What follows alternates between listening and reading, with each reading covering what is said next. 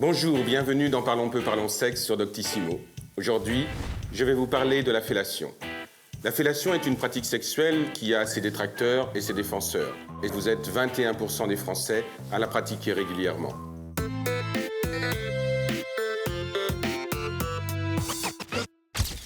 On trouve des traces de pratique de la fellation dans la Bible, ou bien dans des papyrus de l'ancienne Égypte, ou bien dans des bas-reliefs hindous. En fait, les trois réunis. La fellation est une pratique très ancienne qui autrefois était plutôt réservée aux maisons closes. Alors qu'est-ce que la fellation ? La fellation, c'est le fait de sucer, de mettre dans sa bouche le sexe en érection de son partenaire pour pouvoir lui procurer des sensations agréables et faire augmenter l'excitation et parfois même aller jusqu'à l'orgasme. C'est une pratique sexuelle de plus en plus répandue, évidemment lorsque le et la partenaire éprouvent du plaisir à la réaliser.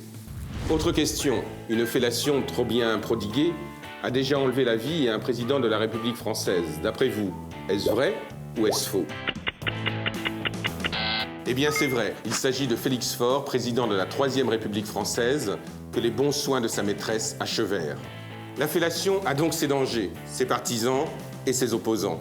Et je ne sais pas si on peut vraiment parler d'opposants à la fellation. Alors qu'est-ce qu'ils n'aiment pas dans la fellation ? La plupart du temps, c'est parce que ces patients ont une peur irraisonnée et inconsciente que leur sexe soit mordu, avalé ou dévoré par leur partenaire. Il y a bien entendu une crainte de la castration.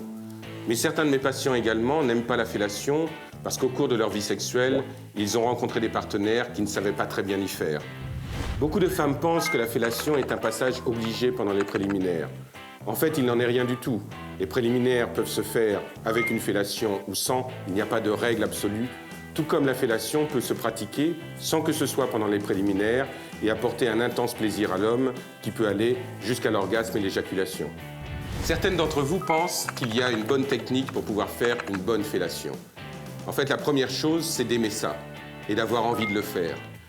Dans mon cabinet, mes patientes me parlent intimement de leur sexualité et celles qui me disent aimer la fellation, la plupart du temps, me parlent d'une immense vénération du pénis de leur partenaire. Peut-être est cela la base d'une bonne fellation, c'est d'adorer le sexe de la personne avec qui on le fait. Tailler une pipe, tailler une plume, faire un pompier, ça c'est en France. Rendre fou un chat, au Brésil. Faire un bijou, au Portugal. Souffler un homme, en Angleterre. Faire un français, en Espagne. Autant d'expressions colorées et imagées pour dire faire une fellation. Et vous, quelle est votre expression préférée ? N'hésitez pas à nous envoyer vos commentaires.